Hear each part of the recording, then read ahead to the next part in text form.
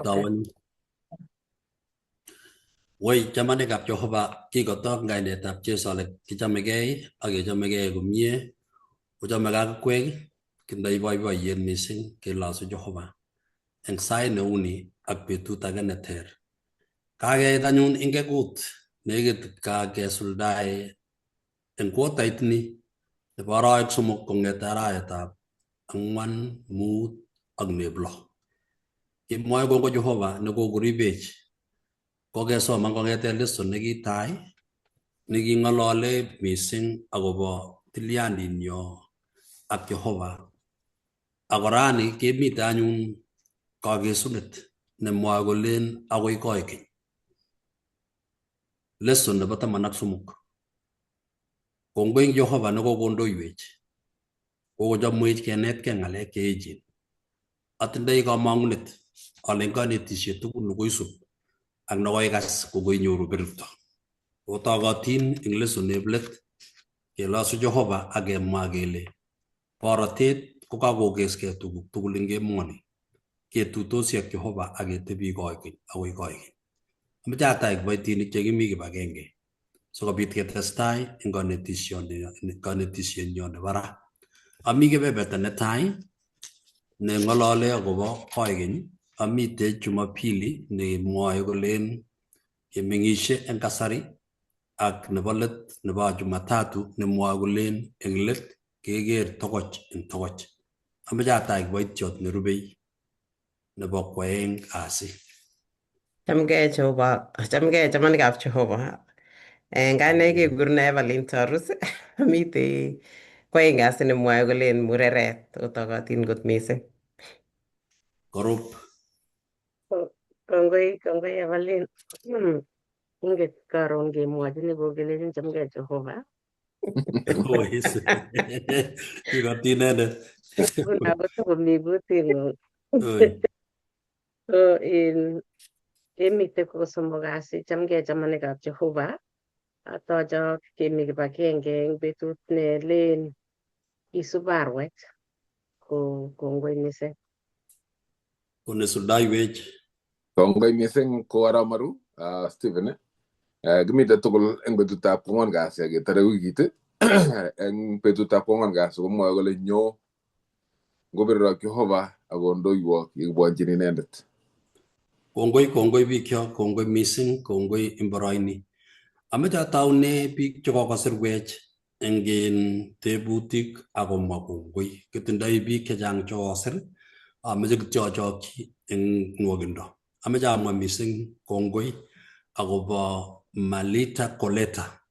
Nokomwa kole uye kongoi mising, thank you so much. You have touched many hearts, including me. I really wish to meet you people someday. If not so, let's meet happily in heaven. Kongoi mising Malit Koleta. Amu kamang'uneng'ung. Akoi tun ketuiye, biik chechang kobwone Kenya eng arawetab 12. Kongoi ikas ile kimi ui inye katech. Ako angomanot komoek borotet ketuiye eng koikeny nekikochobwech Jehova. Ameche amwa kongoi mising kora eng Mercy Keter. Nakamwa kole kongoi nebo iman kiboitinikab Jehova. Eng lesson nebo rani kokakotiny muguleldonyu. Kongoi mising. Ameche amwa kongoi kora eng Nicholas. Nicholas kale thanks a lot for the daily nourishment. Be blessed. Kongoi mising Nicholas. Josephat Tanui komi Saba School nebo Ngara Falls. Kale thanks for good teaching. God be with you always. Kongoi mising Josephat. Kitindoi Stephen Mumbwani. Kale mite Juba, Southern Sudan. Kale God bless you all. I'm following from Southern Sudan, Juba. Florence Hayabei. Kale kongoi mising, thanks be blessed soldiers of God listening from Sugoi Church. Florence To. Kongoi mising Florence. Stephen Songo. Kale wonderful teachings following at Lamaon. Ngulimba Moibed. God bless you. It really makes me feel closer to God. Kongoi mising. David Kibet. Kale otestai okwek otejech eng lesson. Wanonetech eng lesson. Amen. Kongoi mising. Daniel Kempoi kamwa kole amen. Kipkorir Ngetich kale thank you for the nice teaching. Be blessed following you from Nakuru. Kongoi missing Kipkorir. Naomi, Kala Amen, the last part of the discussion brings us near to the song 158. Umwendo gani nyumbani? Because in real life, we need to ask ourselves, umwendo gani nyumbani? That is Jerusalem. Kongoi missing Naomi Chelagat. Kongoi Judy Bor. Kale thanks, much blessed. Kongoi missing Osea Lamai. Kubunukap kanisetab Kapkros in Eldoret. Lamai. Ogele go great. Following of the lesson, be blessed from Eldoret. Kongoi missing Arab Lamai. Kongoi ngoberu Jehovah. Tegla Jesino. Kongoi missing Jehovah. May God bless you all. Sharon Chelagat Kalhabi Sabat. Emily Chesang Kamwagana Gule, what should I remember when facing disappointment or setback? Wagmagele kit agatul nege nyoru. Ye nyoru ba imutik. Agi ibu ne nyegisindo. Kujita ne tai ne nyolo ibwati ko Jesu. Ibwat Jesu amuinendet ne ingen ligi gobun. Nyalelda. Koi mutik, kimurto yot, pirutik, ngoninwek, agolet ko terter kimurto yot. Kuyibu na jengwanin, ngomyondo, ngogoi mutik ketya, ibwatile, michi, nigi ko terter, agonota ko Jesu, me utienende. Kongoi, Robert, Kipchumba, kalagongoi missing asubok amite ikabiyet, tege yat, kongoi missing Robert. Masi Tonye, Kogamagole or restoration ko kamunget. Kwagamagele mungire restoration go getur, maliot restoration go getur amungi kas nga nsurudik ketililin ka turunet kugiwe kiligi mi. Kongi ngiwe anange kas nsurudik ketililin ko restoration ko ka turunet makamangunet. Anan kamunget. Ko kateb kemei kimtai. Kale, can you forgive and forget? And yet you still have a mark that added you. Tos yege gerbe tutet. Kume bwati agoba kit nigige gone koi mutet ara une nyo etap katagne. Ko kagiwalu inyo kagiwalu ngele ngemi emoni. Missing Arab Kemei. Kemie met ne minyalelda. Kimiok peak. Kimuju ko bi jotok kutumu kusik tomo ko tai logo yekemye.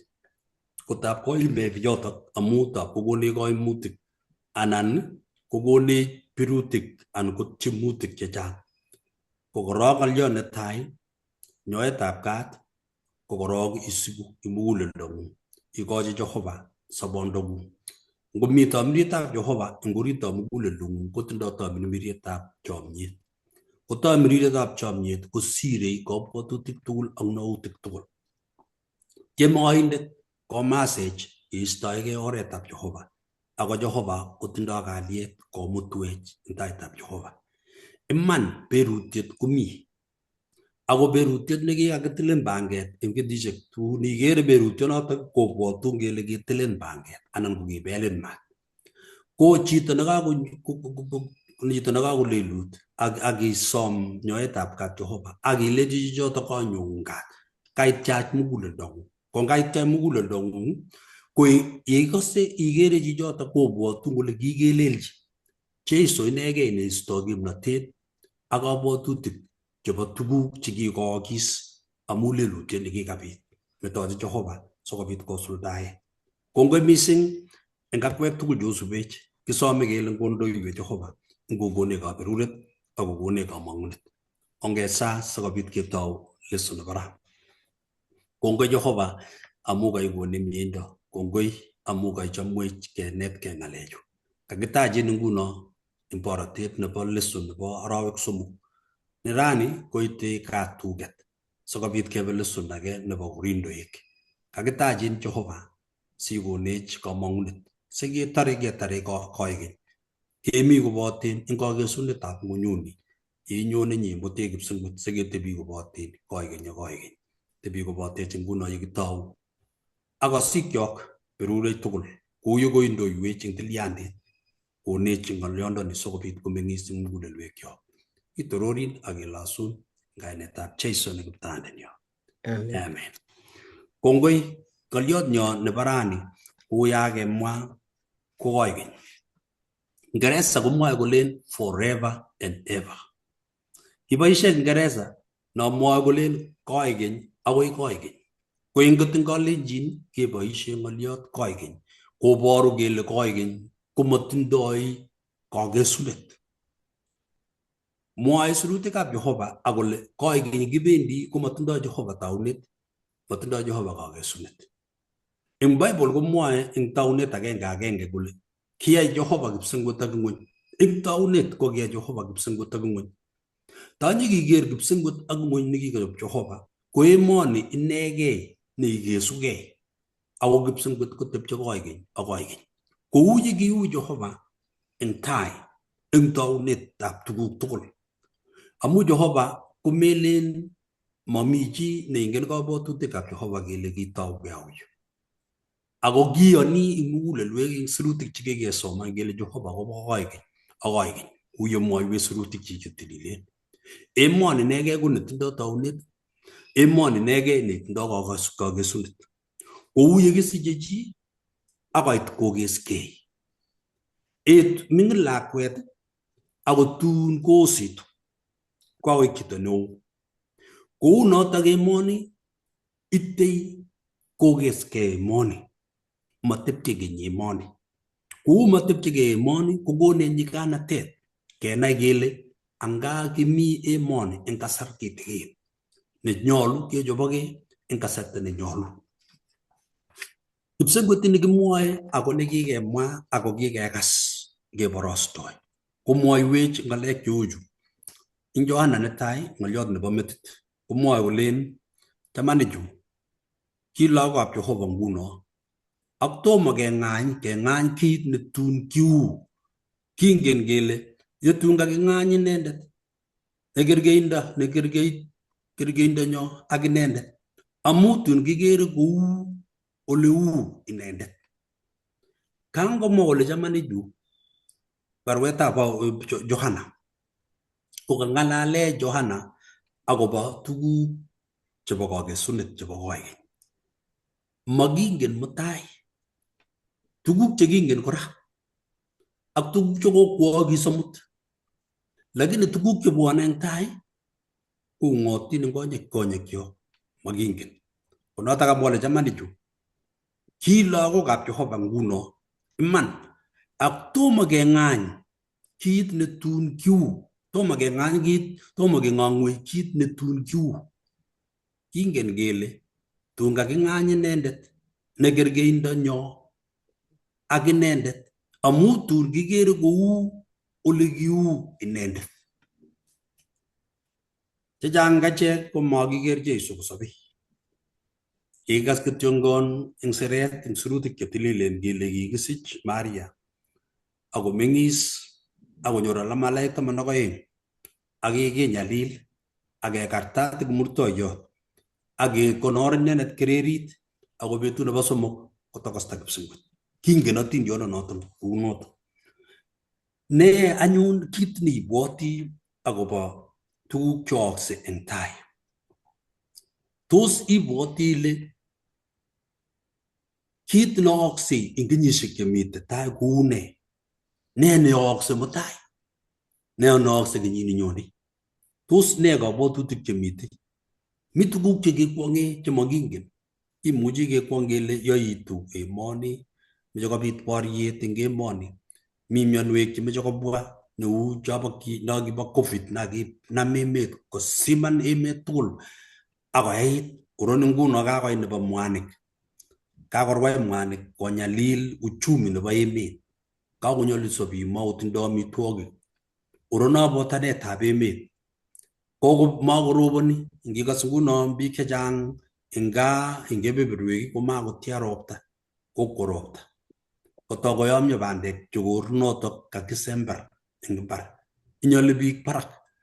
Kotokose chi nekasir eng Facebook kole ngo ara angorobergei ya ne tos twekchi Kiptayat korobon amu kicham ketieni ingo ikolenjin kicham ketieni ingo sikekur ropta en betusiek chekakabet kamoen emet akotou kotebi betusiek kekure kele roiyon kecheng ya akoba chepyosok kemboi ajingor akopendat akotienso ingo kotuiyo chebo oreni kotuiyo ak chebo oreni ko betusiek aeng somok kotoi korong ropta koteb chi kole ii myeno amu makingen tuguk chebwone eng tai. Mwaiwek kitabutab Mathayo 24 ingisoman kong'ete agenge isomanate agoi komwoiwech tuguk chekingalal ala malait koimegei akobo nyonunetab Jeiso. Manai kabisa komut Jeiso akoi tulwetab emetik. Akolecho kere nganasetab Jerusalem ini mami koita age netun okere komite barakutab age. Kingotoi Jeiso komwochi ngalechu chenyikisen kokiimgei ala malaik nebo kwong'ut amu maikuiyo akobo kakesunetab ng'ony. Kou ye kiimegei angot rani kengen kele itei let nebo ng'ony au. Wi sipitali rifaro anan iwe Kenyatta Hospital siker biik chetikendos, biik chekokibar eng barabara chekoriach karit, biik chekobek amu pikipikit nekoibut akobek biik chechang ketumda korotik. Nyalili kitindoi eng emoni koite besho koit kakesunet nemakenyoru nyalil ako makenyoru nyalilwok cheuchu. Kamwoiwech komie kole kiamdoti logoiwek chemyachen eng 24 koiteni ko 14 kitabutab Mathayo koek baornatet eng chi age tugul ak kutit age tugul ak oret age tugul. Yekekeskei konyo Jeiso nyokomute kipsengwet. Eng pichait nanyun akeker ko keker Jeiso kotokosu kobunu boldet akeumut malaikaisiek chechang chebunu kipsengwet aketien tiendo nebo kakesunet akoit let nebo ng'ony. Koyechobekei Jeiso konyone ii kiune achek chekikekurech amu ngitaman kitabutab Mathayo ak kitabutab Zaburi 25 koiteni ko 15 komwoe kole tun kere konyekchuk inendet Kiptayat amu tun nyone inendet eng kakesunet amu tun kokere konda age tugul inendet eng kitabutab Ng'ang'utiet 1:7. Akele okero nyone Kiptayat akokere konda age tugul angot icheket chekikator inendet. Ko amu kamwoiwech sirutikab Jehova kakesunet nebo ng'ony akamwoiwech ng'oliotab Jehova akobo let nebo tuguk tugul eng emoni kokakonech borotet kenai kele angaite let nebo emoni. Jumapili komwoe ng'oliot neuni kolen kimeng'isiei eng kasari. Kimeng'isiei eng kasarta netikeni emet. Tikendos tuga amu mionwek ak amitwogik chemakonyoru. Tikendos bororiosiek amu makomi tuguk cheame biik. Kaam rubet. Kakere pichait nebo biik chebo Turkana ak North Eastern olimbo Somaliaek. Kikobek tuga chechang ipkoi kowek, bek sigiroik ak ngamiok ak ngororek amu makomi ropta. Wendi kenyit komami ropta. Kotun karobon kobwone mogochek chemengen ile ng'ete ano ak nyokola biik alak. Tikeni ng'ony emoni emotinwek nguno chebo Iran konokoker kobar biikab Israel ak Amerika akobek biik chechang. Kibar president nekibo emonoto ak bomisiek chekiwirtoi beku biik kemboi ak bet. Une Ukraine nekibaregei ak Russia. Une biikab Palestine emetab Lebanon nekewire bomit biikab Israel. Ingiker tuguchu tugul komutech eng ng'ony. Kotamne nekebore biik bet ing bet eng emetab Kenya kekere eng kasetisiek ak kekere eng ng'alaletab emet. Lagocho kibek 16 cho kimite Gilgil. Kalal sukulit akobek lagok ak kabele ko lagok choronokwak chakaesho ngalekab kanetik amu meche kekochi tiemutik. Kotamne biik chekenome ko agenge ak kebore. Kotamne biik chekemeng'ishei kibagenge chemakiyoni anum ak anum amu muchi kobar. Kotamne chorset nekeyoe. Tuguchu tugul eng kasari kimeng'ishei ko tuguk chemakilen unotok emet nebo betusiekab let. Iboru kele kimi kasarta neui. Mathayo 24 koitit 6 akoi 11 koteiywech akobo kakesunet nebo tuguk chebwone. Ako king'alal Jeiso komwa ng'alechu eng nyigisindo. Akomwoiwech kole kale kiwol Jeiso akimanda Jeiso eng 24 kwo hekalut kwo bandanyi akibwonchi alamalaik akoborchi inendet teksosiek chebo hekalut. Ako kiwolchi kolech mokere tuguchu tugul amwoiwok iman ale mang'etune koita age barakutab age nemakiwirchin ng'ony. Ko ngiwe koitab 6 kale tun okase akobo lugosiek ak ng'alekab baretabgei. Oripgei simorokensi amu bwone tuguchu nemotiny akotomo anyun koit kakesunet. Kingomwa Jeiso ng'alechu kuyo kitangoi ako tuguk chekiyookis eng betusiekab lagokab alamalaik ak betusiek chekimeng'ishei eng rani. Ko amu kemeng'ishei eng betusiek cheng'wonen chebichien. Ng'o emet. Ma betusiek che rahisi. Betusiek chenyolu keker, kesoman, ketoben, kesaa, kekilgei ak kekonugei. Amu mengen kasarta nenyone tuguchu ako mengen betut neitchinin. Tuguk cheyookse eng betusiechu rani komelen tokomi chemiach emoni. Kakoit emoni ing kekut takai. Ako ranin kikere bitonin. Bitonin kikere ko nyonunetab Jeiso nebo oeng. Kamwa Jakobo 4:13 ak 14.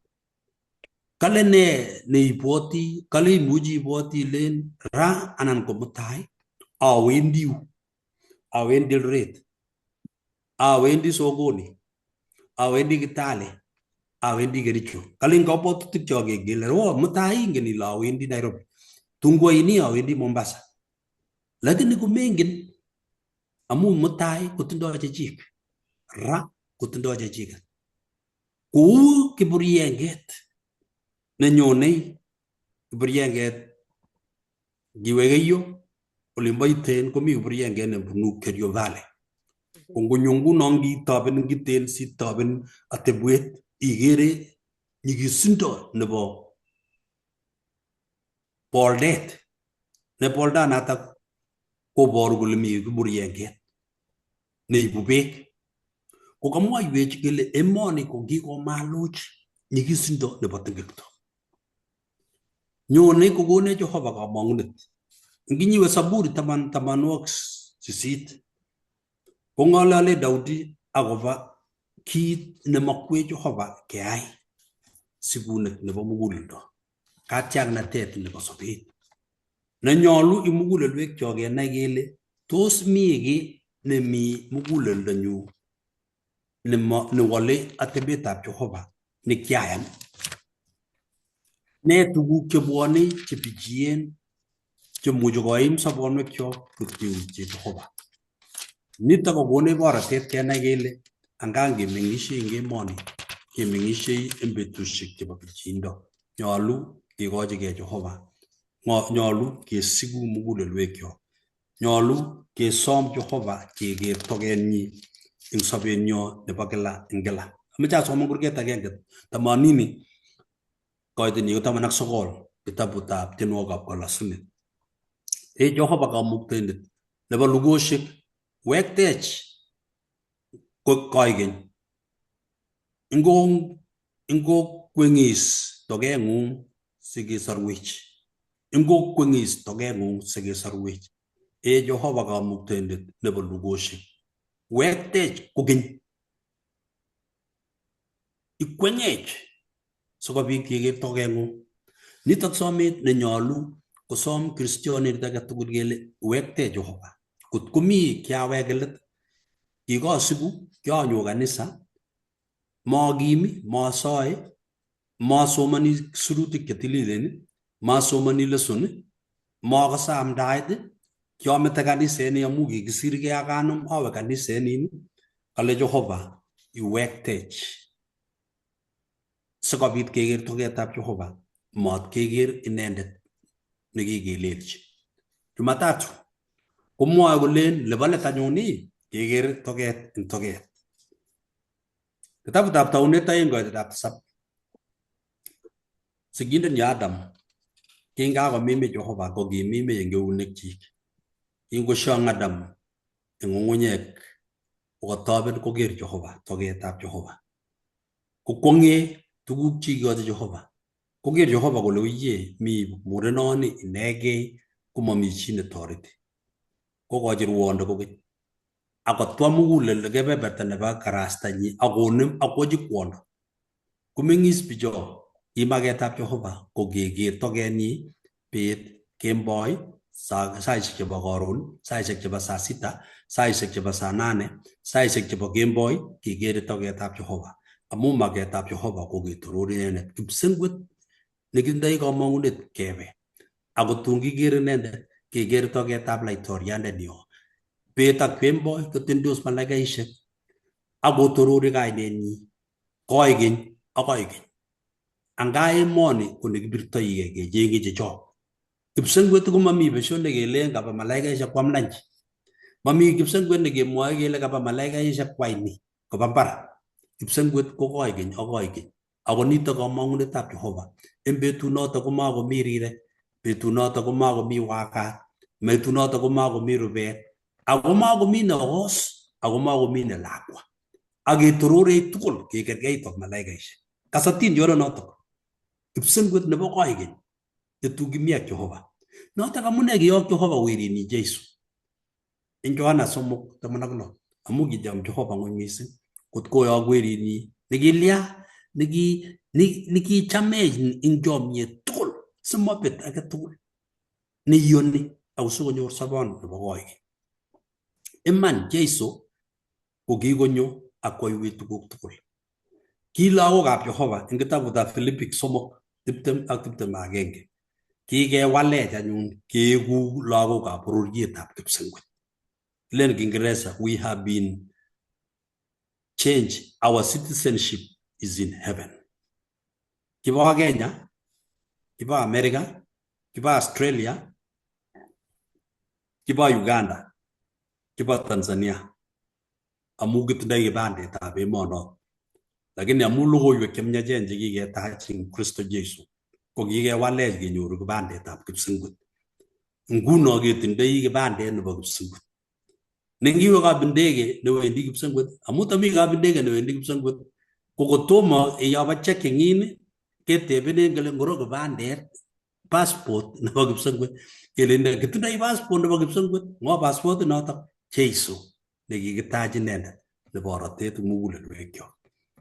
Ang'utiet 14:14 kale en betunoto kotun koteleli Jesu kwarwet ak kweritab chi. Agendoi kutwet metinyi neboru katerteret amu kikoterter inendet amu achek. En Tesalonike netai 4:16-17 kole nyone Kiptaiyat nebo let. Nyone anyun en tugunet neo koboto malaikaisiek. Uyo kamwoiwok eng yoyo koker pichaina konyone Jesu. Kongonyone kobwone ak malaikaisiek konyorugei. Nyonunetab Jesu nebo oeng. Nyonunet netai ko kikisir ko lakwet. Nyonunet nebo oeng konyone ko laitoriat. Ko kakolach kutwet nebo laitoriatab laitorinik, Kiptaiyatab kiptainik. Makonyone kokenyo kosoru ku lakwet kinye. Nyone anyun nguno ko laitoroni. Kong'et icheket chemi ng'ung'unyek chekibek. Notok amune ngome chi komeleweni kipsengwet nomwoe biik. Ko kikebandikan kainet rani kelen achicha mame koui. Keboisie Kiingereza pass on. Ko ng'oliot pass on kele nelen kamake kaikai mugulelwekab biik kele kawo katebe ui korok. Lakini ngome chito komi ng'ung'unyek ak yoto. nyone Jesu nebo aeng nyokomutech. Ko ng'etie netai ko icheket chekikeal logoiwek chemyachen ak chekisik. Ak achek chekisoptosi kou kamisumisetab konda ketokostoi koboto Kiptaiyat. Kewal gravity. Gravity koro ngiwe barak kung'usuni nyong'we. Kewal gravity koker barak. Wale Jehova kongutik. Se nguno nekatakibwone ng'weny ketokoste barak ak Kiptaiyat ak ketuiye ak Kiptaiyat eng soet. Akebe akoi kipsengwet koboto inendet. Kenyisiek 1000 mang'utyo 20 kerat setani koboto malaikaisiek chik. Yekebata kenyisiek choto konyo Jesu age anyun nebo somok nemwoe sirutikab Jehova, kipsengwet nelel, emet nelel, Jerusalem nelel. Ko yenyone Jerusalem nelel kewal emoni, makomi nyalilda, makomi setani, makomi virutik, makomi mionwek. Aketebi ak Kiptaiyat koigeny, kotebi biik ak tiong'ik. Nitok ko kipsengwet nekitindoi kamang'unet. Kongoi mising kiboitinik cheomi, tos mi chi netese ng'olyo?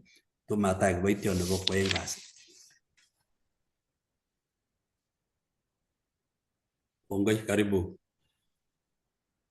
Kongoi mising eng taunet nekaitou. Kitesetai asa mitei kwoeng kasi nemwoe akobo mureret. Kakomwawech kanetindet netai akobo nyonunetab Jesu Kristo. Ko nguni komeche keker akobo mureret. Akomi sandet nekakikwo kochopkei asikobit konyo nyokomut murerenyi. Kochop korik, kochop ki age tugul. Ngokakebwa koito, kwendi sandet ipkochobegei. Asinyokobit konyo nyokomut murerenyi eng betut nebo katunisiet. Ko kikere eng yu eng kwoeng kasi komwawech akobo kingomitei kakemut anan kingokakeker Johana eng kwen peiyotab Patimo. Ko kikiborchi inendet anan kikikochi inendet keret akobo oletun kou katuyet nebo biik chetililen yakituiyo koigeny ak Jehova. Ko kakemut icheket eng ng'onyuni. Ko kiking'ongchi inendet eng kit nekikiborchi inendet eng oret neu mureret nekakichopchi sandenyi. Akelelesonchi. Ko ngesoman eng yotok kenyorchini notok kitabutab Johana, kitabutab ng'ang'utiet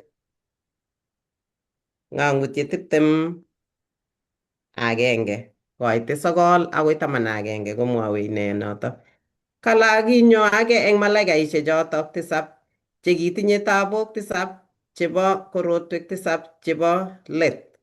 Akinyo kong'alalwa kole nyo yu siaborun mureret neosotiotab arwet. Ak kiimuta eng tamirmiriet akoi tulwet neo akokoi. Akoborwo nganaset netilil Jerusalem kochorugei kipsengwet kobunu Jehova. Kotinye torornatetab Jehova nekergei lapkeiyenyi ak koita nebichi eng olyet kou koita nebo Jezebel netilil kou kioit. Notok nekikiborchi Johana. Ko kingiborchi Johana kone kakuyetab kabarunet nekikiborchi Johana. Kimwochi kingokakobwa kimut Johana kikiborchi eng yotok koborchin malaikayat kimut inendet akiborchi. Ko kimwochi malaikayat Johana kolechi nyo yu asaborun mureret nebo arwet. Ko kingokakemut koborchi kole saborun mureret. Koro Johana nganaset netilil kochorugei kobunu Jehova eng kipsengwet. Kotilil akotinye lilindab Jehova. Ne kerkeindoni ako ne kakuyet nekemuchi kenyoru eng yutok. Eng kitabutab ng'ang'utiet yutok kakesoman 21 koitet 9 akoi 21. Ko kakikon kerkeindo nebo nganaset netilil Jerusalem nelel. Notok ne mureret nekikilelesonchi manung'otiondenyi. Kamune asikeboisie kerkeindo nebo mureret. Kikere eng Bible akot eng kitabutab Mathayo 25 ko kikiboisie mureret ak sandet nekachop koret asikobit konyo.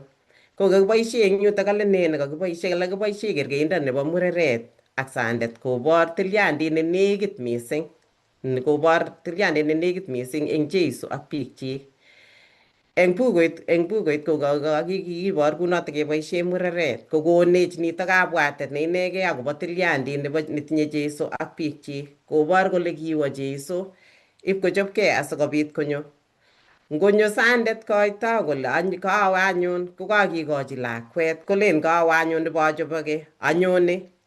Kokakobor kole kakong'och lakwanatak makomi chi age netokonyone nyokomuti eng notok. Ko kakwale Jeiso koboru notok kole kemakibokei kebo Jeiso kowendi Jeiso kokapkochopkei. Kale iboru notok tililindo ak kororonindo. Berkeiyat nemaimurwonkei. Berkeiyat nekakichopchi katunisienyi. Kelelesonjin. Abwoti ale kikiro tugul anan ingen biik kele berkeiyat ko chito kechobe berkeiyat ko kelelesonjin mising, kiloksechin mising ipkonyol.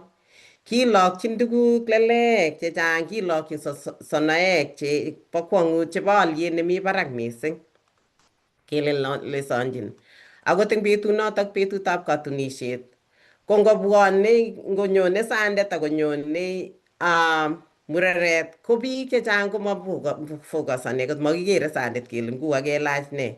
Mi biik akot che ngobendi kakobek katunisiet komaingen kole kelochi suit chekaune sandet. Lakini mising pichait anan kemeche kero akot kokekuse kong kakityeni kele oroni kakoit mureret anan kakoit kaparusi komami chi nefokasani kokere sandet kole koune, kelaktakei ne, kelach suit, kelach shatit neune lakini mureret kemeche kero mising amu kakelelesindo netinye. Amu kichobe mising inendet mising kosir tuguk tugul. Kale notok koboru akobo katuyet anan fulfillment nebo tetutietab Jehova nebo sarunet. Katunisiet ko taunetab katuyet nebo boiboiyet nebo koikeny. Kale notok kebor pichait ne inegei nekimuchi kebwat kityo akobo sarunet nebo Jehova, fulfillment nekimwa Jehova kole nyokosaru biikchik. Katunisiet kobortoi akobo chomnyet, boiboiyet akobor kole ibo ng'o. Amu mureret sayu kakechop kokakenai kele bo ano. Mobo biik age kebor yotok berkeiyat. Ko ngokakechop ko berkeiyat kengen kele bo ano.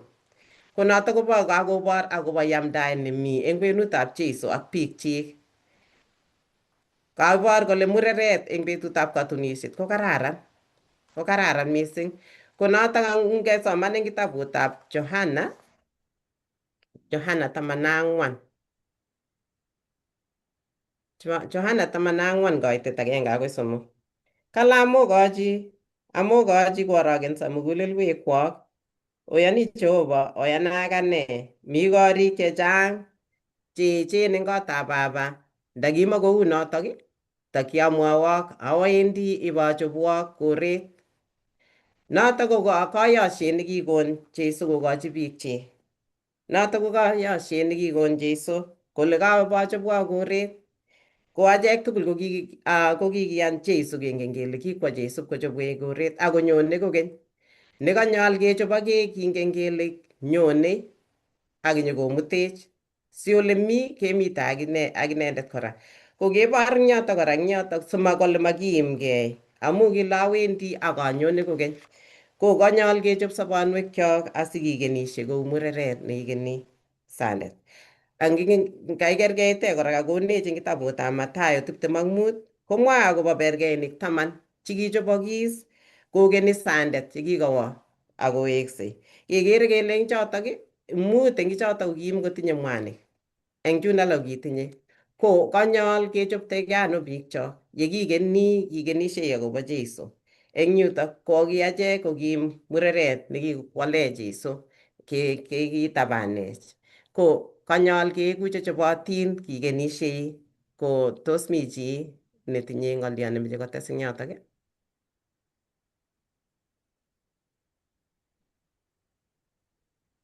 Ko ngomami atoche mwalmoiyot nerubei.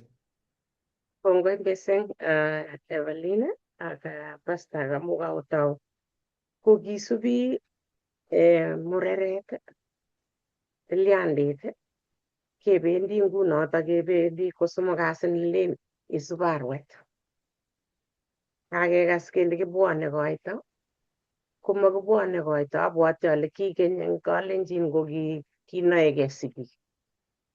Kimakongenkei mureret ak nenyo kotuni. Lakini nenyo kemeche kele kisub arwet. Ne notok kisub arwet ko eng kotanito kokinetkei keikitu eng ng'oliotab Jehovah. Ko kaikere ile kisub arwet kokonech kito agenge nekaker eng yu. Kebwat akobo koigeny kele eng Kingeresa kele eternity. Yani koigeny ak koigeny. Ko koigeny ko kaka akot chitugul ngitebe lagok chemengechen ilechi ibwoti nee kokakilechin koigeny. Yani kebe kipsengwet koigeny.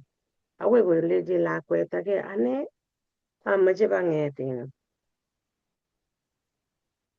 kobun nekatabune faraisit kole amache babun kikure nee tiger eng kalenjin Oloitiket. oloitiket noto. Yani Tiger. tiger ko nekit kokergei ak ng'etundo lakini Nekit kokergei ak cheplanget akai. yeah, lakini Lakini ko tindoi simormorindo kityo neo. yeah, Lakini yeah. ko cheplanget ne simormor kole. Oloitiket Yeah. ko in zebra. Yes. So lakwet akoi kolechin amache yani alany sabun kole yani ku faraisit. Sai rikchini ngano lakini kabwatutikab lakwet ko koigeny koitai chotok amache baike. Itebe lagok chekakoekitu neranik kole kolechinin ikere kipsengwet komakomi homework. Mamite ng'alekab homework. Inyo sigindet anan ko biik che echen kolechinin yani kipsengwet olamache komakomi meet, makomi rirek, makomi tabushek chechang cheu chekikere. Ikere ile kaka kikikonech yani kabwatutiet komi muguleldonyo nebo kipsengwet. Chitugul kotindoi. Koek kityo kikorwaat biik lakini chitugul kotindoi ngibu akot nailen nemawendi kanisa kolen amache ang'et tun ketuye nekitupche nekikome nekikwo kipsengwet anan kolen mi kipsengwet anan ko chekingen kele ruitos kogen eng ng'etiet netai. Ko eng yu ikere ile kaka mi muguleldonyo kokonech kabwatutiet nekonech kole betut kipsengwet koma kiy nekilen kityo kabwatut. Iman kabwatutiet noto melen kiy nekilen karwa neuo kiy nekerwotite. Iman nekonech kibwat kele ketuye kipsengwet anan ing'onyut nemakomite tuguk chekeimigei. Kokonech kabwatutiet nemie nekakikinde muguleldonyo. Ko anyun keit yotok kitabutab Isaiah 55:8 ng'ang'utiet 7:17 ng'ang'utiet 21:4 kobwatwech ne notok kokonech pichait nekikere notok kisub arwet anan kekere pichait notok nekonech keker yani koigeny nemakomite rirek, koigeny nemakomi meet, koigeny nemakomite tabushek anan ng'wonindo akokonech kole kere kole yani nakakale pastor keng'et kenyoru katurunet nemie nematinye tisha nekararan yani nenyitat boiboiyet. Ko eng yutok kekere kele mite kabwatet nemie kokokiker Jeiso. Tuguchu tugul kenget makomi nyalilda ko neo mising kokekergei konda ak konda Jeiso. Notok mwae kitabutab Ng'ang'utik 5:12. Kale muguleldonyo yani keboiboitu kokekergei konda eng konda kemiten eng kimni. Makonoilen kisomani kingen kele kikonyo ko lakwet kinyokome ako kiwo kipsengwet. Ko kito neo mising abwoti ale chitugul ne mkristo kobwoti sautikyi kokergei ak Jeiso. Siker Jeiso ne kinyokomechin akobo inye sikokonin ile kaka kongoi Jeiso ne kinyo akobo ane anan kongoi Jehova amu kicham akale Pastor Johana 3:16 ko kicham Jehova ng'ony mising. Kichame kot kokoito weritnyi. Ara anyun nguno kisub arwet ko nguno. Kisub arwet ko ma mutai. Kisub arwet ko nguno sikenyoru tilyandit nekakile eng kwotainik tugul kokokinetkei kesich tilyanditab Jehova ko kisub arwet. Noto Johana 1:36 ko kiibor Johana kole inendet nekoititeni inendet kimiten koboru akobo inendet nekinyone akobo Jeiso nekinyone kole roni arwetab kejiri anan arwetab Jehova. Notok kingomwa Johana ko kitoi alamaileshek 2 kosub inendet. Kosub ko nguno ngeker Ng'ang'utyet 14:4 koborwech kora mission nebo ng'onyut kekere kele iborwech kele icheket kora kisub icheket kitun kilen kakale ng'ochu nguno kakamwa Eva kole eng katunisiet komakokere konyek noto itunisie kere konyek inendet nenyekituni ole kelaktagei kele ng'o bichu yani kakilach kolelesan kele icheket chekisubi arwet icheket cheisubi arwet akotindoi ng'oliotab Jehova nekisubi. Kiker anyun kele katupchosiekyok kamong mutai rani ketou kisub arwet. Ngisub arwet kokonech kenai kele Jeiso ne noto nyone komakinoe mutai ngenai rani koek tilyandit kesich tilyandit ko arwet Konung'et kutie Lilian. Ye? Koteitesetai eng yotok Yes. ko ketebe kele akot ng'ochu Wait. ko amu kait kaa icheket cheimuti sandet. Mhm. Kait kaa icheket cheimuti arwet. Yeah. Amu yenyo sandet kocheng'onu mureret asikobit komut kaa. Yeah. Nyoru mureret nekakelelesonchi asikobit komut kaa. Kongoi. Konyondoi sandet ne noto ko Jeiso. Konyo Yes. mureret ne kaniset nekakelelesonchi.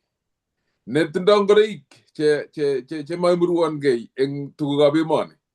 Kondo konam yutok yeityo komut kaa emet nekipkochop ne emet komutyi kwandanyi. Ala ketokostas keteb kele akot ng'ochu amu kait sandet komutiri mureret. Ketebe sandet kele ng'ochu imutu kolochu ko ichek chekikobunu lungenet neimen eng emoni. Icheket chikomwet ngoroik kwa eng karatikab arwet. Akonyor chomchinet asikobit kobwa sikobit koek agenge ak akwetab Kamuktaindet. Emet nekikechobwech nekitepche akitolbis koikeny. Emet nekikonyi nitok somenyo nekisome kipsengwet kele ngomwa ng'olyondoni asikobit keeku agenge ak kipsengwet ekosiek tugul. Amen. So, yani kilen amen kobek yotok kele ngobek yotok kongoi Jehova amu kibwat kitokostoi kele ng'ochu matesin akot chetya. Ko inendet neisubech ne ole Mr. Watts Mr. One ne akot nguno kinetkei eng wikit nito nekorube nekolen tuguk cheimech, yani setbacks. Ko tuguchu tugul chekiimech ko inendet neiborwech oret. Kaga kitinye kimnotet, kitinye kamuket, kitinye yani nekilen kitinye kamuket kele kiite tuguchu tugul chebirech anan kolyon ko kaga konech keker kipsengwet ne notok kale imutech kebun ole mitei kondab metusiekab beek chekoitit che anyinyen.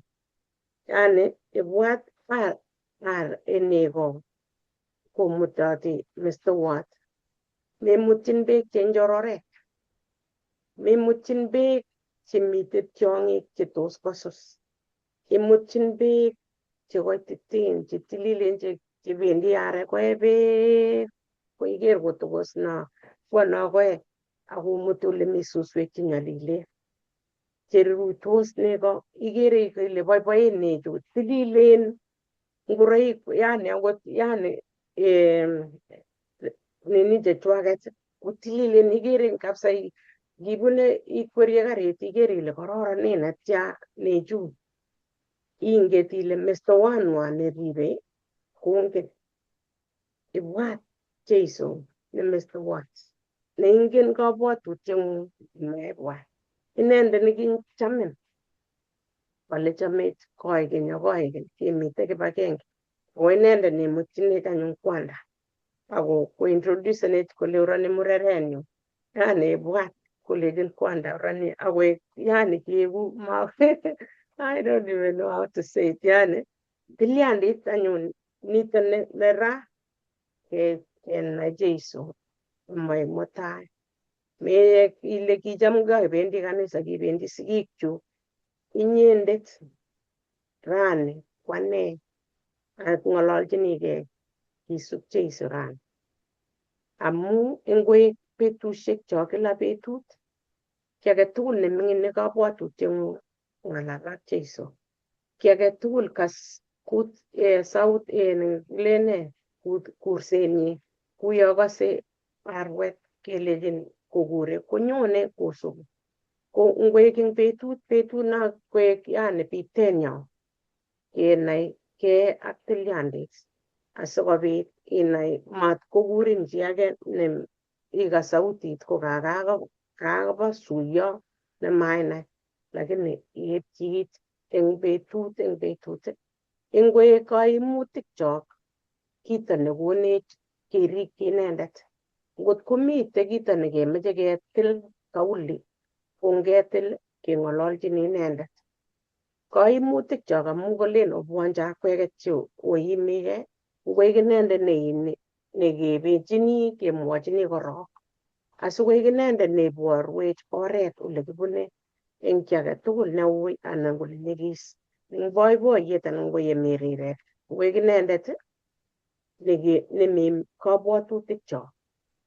Ibwat Jeiso eng kabwatutikuk tugul asikoek inendet nekonin kayamiset nemie, nekonin kolechinin amite kile amite with you forever. Yani mamite rani kile kowo ano Jehova, kowo ano Jeiso, acha mite ko amu kesich notok tilyandit kesubi ng'olyoni. Ko ngesub ng'olyoni kosib mugulelwogik chok kesoe kesich nekilen kongoi ak kesich nekilen netinye rirenetabgei eng chito age. Akot chito no ilen makikoshindosi itinye rirenetabgei amu kinyo Jeiso akoba inendet kora, kinyo Jeiso koba ane. Matiker ile mameche no asikomwa ne Jeiso. Ngot komakomeche ibwati ile ndawirten akinye koketinye kesich rirenetabgei akobo biik alak akeyai boisiet nekiyochini Jehova amu inendet nekonech kingen kele ikenech kipsengwet ne notok kinyipkochobwech akonyone. Mitei tiendo nelen kisub inendet, kisub arwet kobo Kingeresa.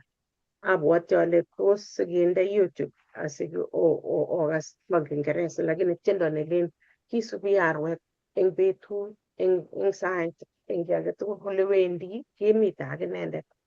Ako kipsengwet ne notok kokemi ak arwet, ibwat Jeiso nekinyo kotumda korotik chi ak kemite tugul kibagenge. Ko somenyo anan ko saenyo kongonyi muguleldo chomyet ne notok nebo kipsengwet ne notok nyone.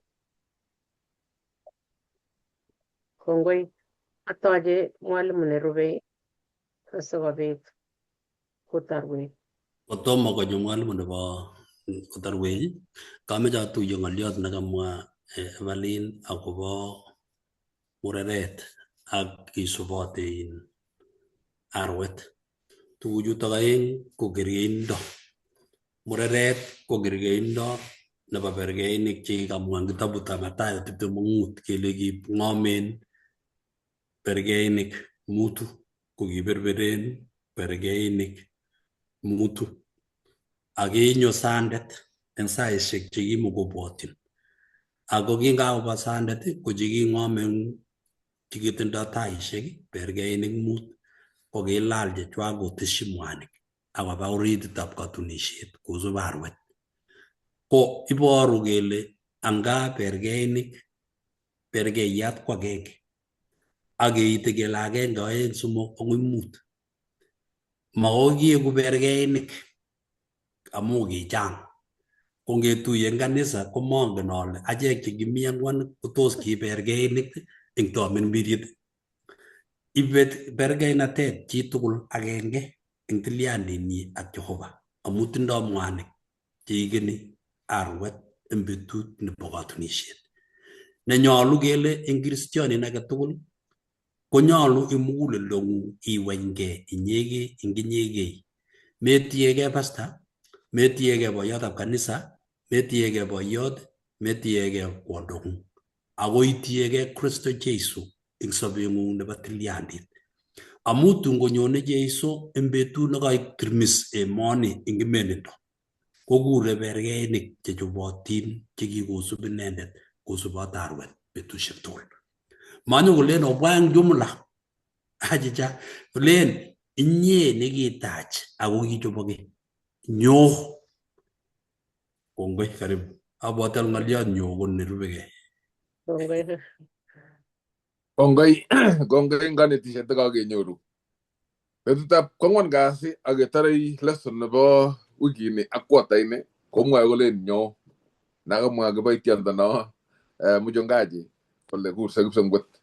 Kale nyo eng kitabutab Mathayo 11:28 kokurech kipsengwet kole nyo kure chi individually anan chi agenge.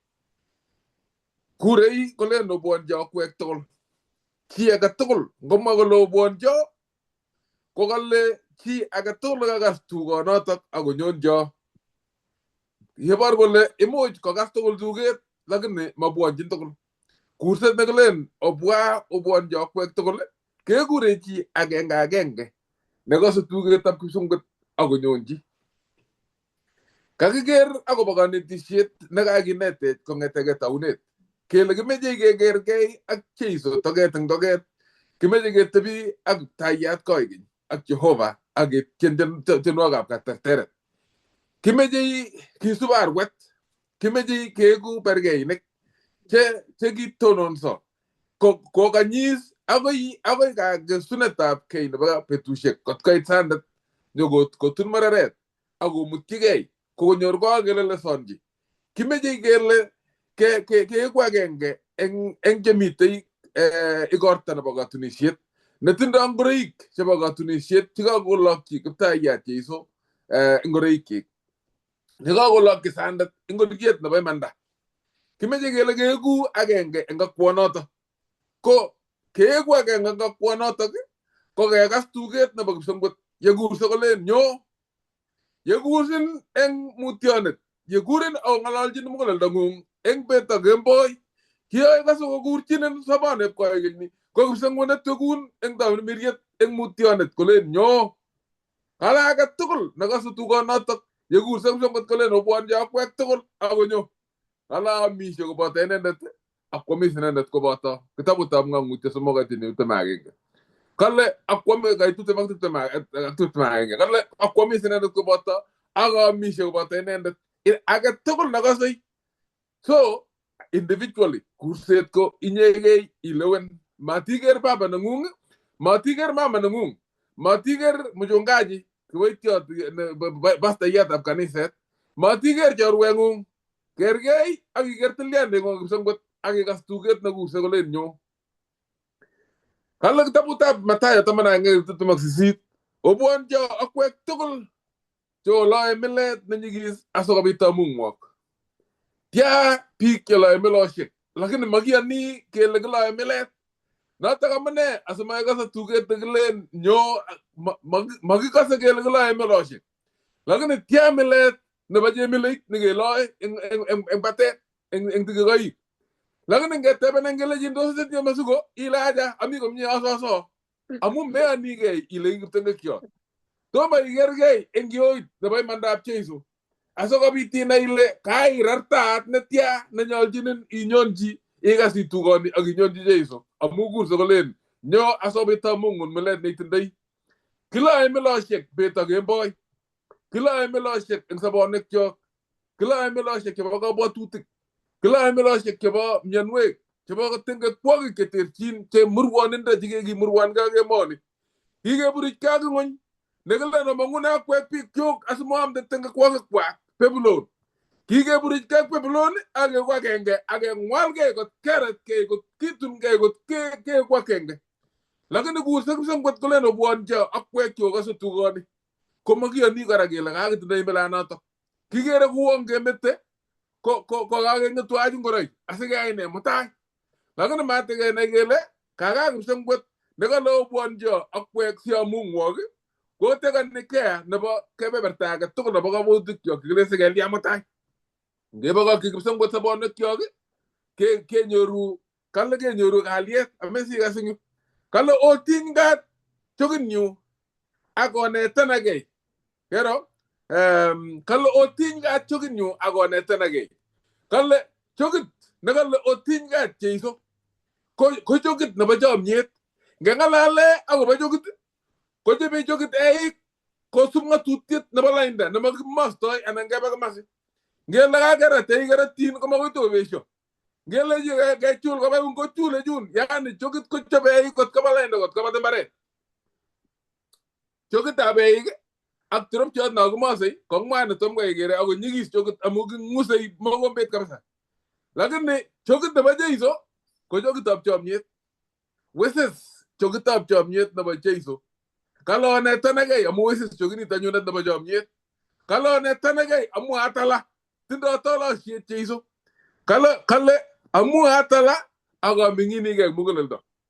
Tugul chekitororgei kobeku ak kibek. Amu torornatetab ng'onyuni ko meet.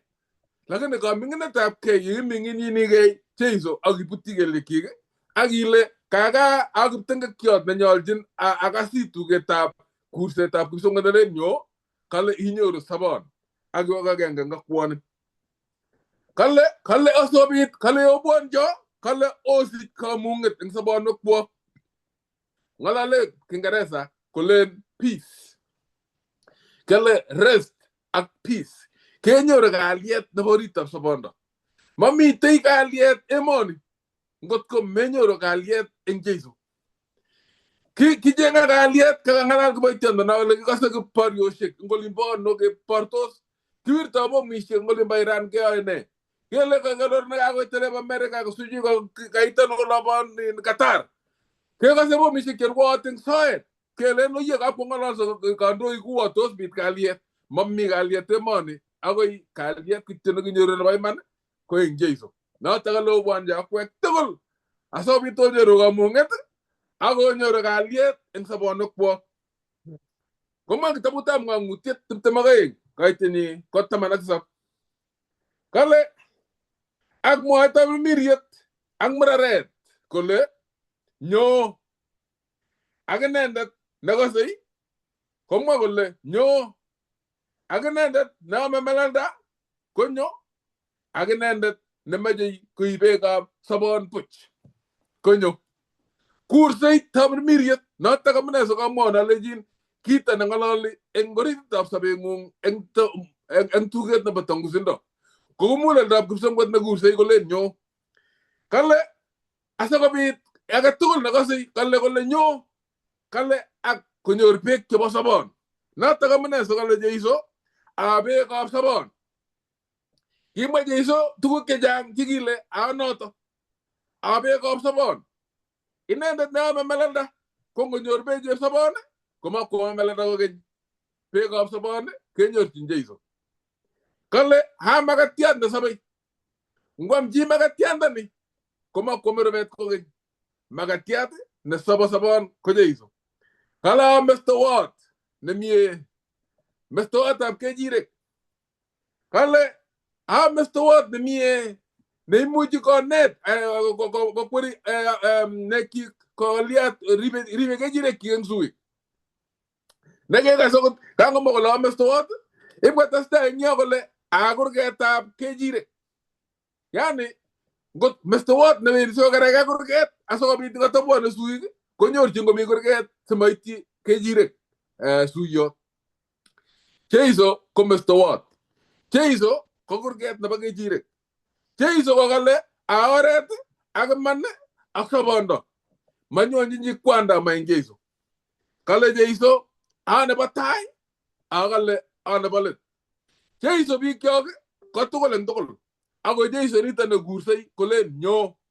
kalya asimakibwonchi chito netugul eng tugul eng sobonwekyok nengokakenyor inendet ko kimakoryo kosir kit age tugul kale ndachut tugul amami Jeiso komatile mokornotenyu kale makiroge ki sobondab koikeny akot tiong'indab tugukab emoni Jeiso kale kanyoru Jeiso ko makoryo kosir kit age tugul ne tuguk chetakomilech eng kuretab asista ngot ko makikas tugonet kilen Jeiso akebwonchi ne tuguk chetakomilech chekekere ketinye kamang'unet kosir kamang'unet nemite eng weritab chi nekichorgei akobo achek asikenyoru sobondab koikeny ne tuguk chetekekere kotakomilech simakibwonchi yetunoni kale Joana 6:37 kale bwonjin tugul chekona kwanda ak inendet nenyolchino komaone mati yeinyonchi Jeiso komakonen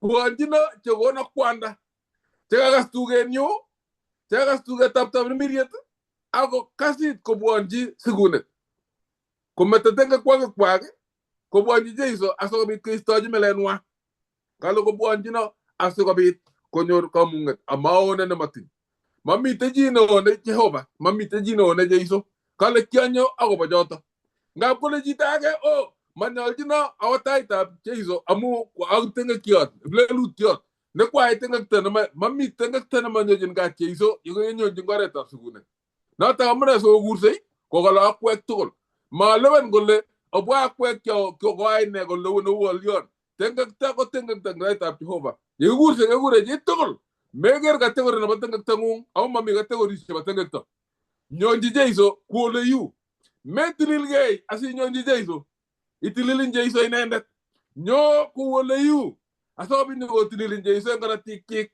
metinye karatik alak cheimuchi itililengei kalamu mami karatik alak chekikitunda eng kuretab asista chenyorchin chi sobondo kinyorchin sobondo kainetab Jeiso ak karatikab Jeiso makoi itililgei inyegei itililin Jeiso yekenyonji ku ole yu ngokekule tomotet ngoke maiyek ngoke nateng'ung ngoke korot age tugul inyonji Jeiso ku ole yu siker tuguk cheaun Jeiso yeketaita mirmirienyi akoiste melelda nebo korot age tugul amu kale beekab sobon ngot komin melelda nebo sobondo kokoni Jeiso beechoto bo sobon akoiste melelda nebo korot age tugul nebo kuretab asista akiker Jeiso nebo kwong'utik kale Jeiso kotinye sobondab koikeny Jeiso ini kotinye kalyet eng sobonwekyok kikibwonchi inendet Jeiso kokonech kalyet chemi sosisiosiek konech kalyet chemite tiemutik akokone kalyet akot chemite mionwek. Kale Jeiso kokone kamang'unet kosir kererit amu inendet ko tongoniot nebo ichek cherutos. Aka kitinye kamang'unet yekimite ak Jeiso kele akot yekibe kunguretab asista ketinye kamang'unet kosir kererit kingen kele mite ng'etiet. Ak tun kitepche ak Jeiso koigeny meterterech meet makoi amu kimite ketinye sobondo nebo akoi. Yekiyan Jeiso ketinye sobonoto. Akot yebit meet eng kuretab asista kingen kele kikoterterech amu king'etyine sobondab koigeny. Enge konet nekaje iriaget yenyone sandet nyokomuti mureret kebote achek chikikeruye kebote chetun king'eti ko mureret nekikelelesonji tayari asobit kotoro Jeiso meterterech kererit amu kitinye kamang'unet kosir kererit yekimite ak Jeiso. Sobenyo anan boisienyo keyai ko kekas tuget nemwoe kole nyo kale Kipsengwet nyonjo asikobit iker tuguk kyoun kekasit eng oretab kebai sobonwek kyok eng logoiwek chemiachen. Kekasit kebendate ortinwek kyik. Kekasit tuget nebo tamirmiriet yeimutotech akonetech simakitiny kiy nebo timdo. Yekisoe kotugul kelsoe karon ak bet ak kemboi keleini Kipsengwet ndoiwech kokonech tamirmiriet asobit kondoiwech ak keker Jeiso koeksei. Ketindoi ngoriet nebo katanit nekararan. Somanet nebo let ko kenyorchin kitabutab Ng'ang'utyet 22 koitenyi ko 20 kole mwoe inendet neborioni tuguchu kole anyone ajogu. Amen. Nyo Kiptaiyat Jeiso. Kala anyone ajogu. Kala anyone kou chorin. Baibai inendet nemwete ngoroik kyik kotugul. Ngorotikab arwet. Memurani ak mutai ile kakonam sumto ngotokotebe situn amwet. Mwet ngoriet kotugul sobondong'ung eng korotikab Jeiso. Amu kale anyone ajogu ako kale anyone kou chorin. Kwa hivyo ko magat ko kichobotin egosiek tugul asobit ketoroch inendet. Tos mitei chi netindoi ng'oliot netesei amakitar? Kongoi. Kongoi eng kanetisieng'ung nekaimwa ile mitei kalyet eng Jeiso. Akakomwa eng yo kole obwanjo. Ameche atese yotok kitabutab tienwogikab kalasunoik 34 koite 8. Kamwa notok kale ochamcham sioker ole mie Jehova. Iberurot chi neimong'u inendet. Kale iberurot chi neimong'u inendet. Chang biik mising eng sobet nekitinye nemi ng'onyuni ko amu kochang'a kaimutik chechang. Ko chang biik mising chekere kole asanyor kalyet ko awechi banyor kerichek. Asanyor kalyet ko ae maiyek. Ko tuguk cho ko temporary. Konu kalyet ne temporary amu ngaiye maiyek nguno siutye shidoshek cheketinye. Ko kabek kityongan kairworwon kityongan nebo saishek chotok kotuch kityongan kole lakini Jehova kokonin kinyonji amu kale nyonjo. Kale ochamcham asioker ole mie Jehova. Ko ngaichamcham iwechi Jehova. Kokonin kalyet neimuchi iru. Konin kalyet nemie neiboiboitu mising. Ma kalyet neikose kesich kityongan iru kityongan kotuchin kityo iutye. Kabwatutik cheketinye. Mutai teng'et kora kokenin shidoshek chotok melen bendi wei. Iam kerichek chebo ng'onyuni chekonin kityongan kotulisan kabwatutikuk chebo muda tu kidogo. Mutai kora ing'ete komi shidoshek koche lakini nginyonji Jehova akinde chokit akilach chokit kabo Jehova ne wisis koibe milochek tugul Jeiso chotok kuket tugul akokonin kalyet nemaimuchi kotambuan ng'ony. Kokonin kalyet nemoistoi maiyek. Kokonin kalyet nemoistoi kerichekab ng'onyuni. Kokonin kalyet nemakonin boiboiyetab ng'onyuni ne temporary. Kongoi mising. Kongoi. Ramarun kamwa kangimwa ile jajajok tuguk tugul abwat tiendo nemiu. Oi. Kas tienyo.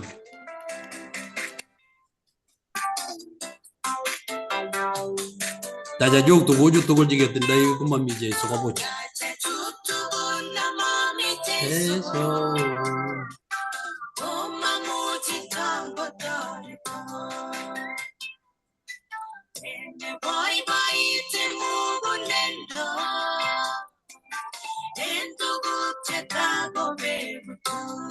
Yoku tuguju tuguju yedai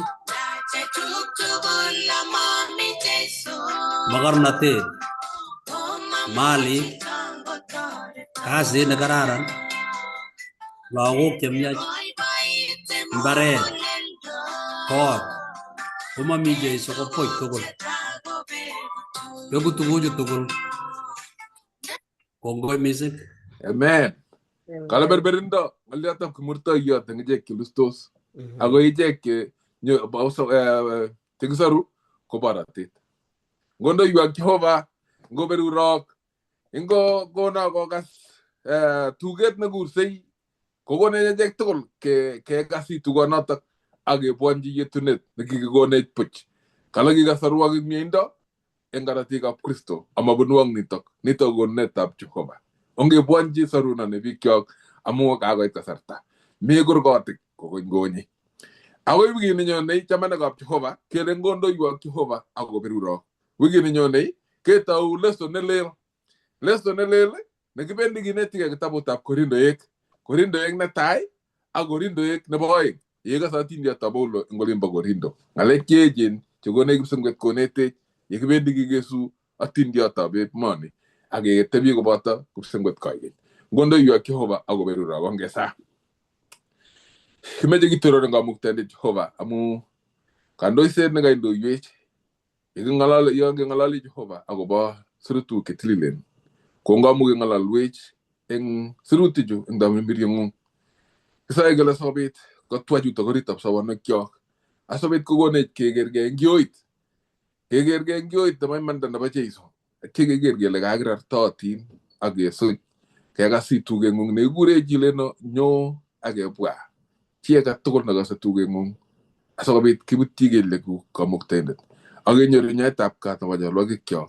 age nyoru kinyite tamay miriam na tilil sobit kondo yech ago tigone ego shek tokol ago tungeger arwet kinyone nyogo mutengani set na to go mareret ne gele le sonji Jehova samenyo ago saenyo gele yegu marera na to gele le sonji ne tunyi gimutech we sandet na to go wiringu ke toroch inendet age tebi ko igen go boten engemet na mago miri rek emet na mago mi go teyet emet Jehova na mago mi robet emet na mago mi temet emet na mago mitei tiongi kiame bi emet ne gite choba ta tiongi ga gital bis ko yi nitak sa men yo inga ne netili na ba Jeiso itinde nyo Amen. Amen.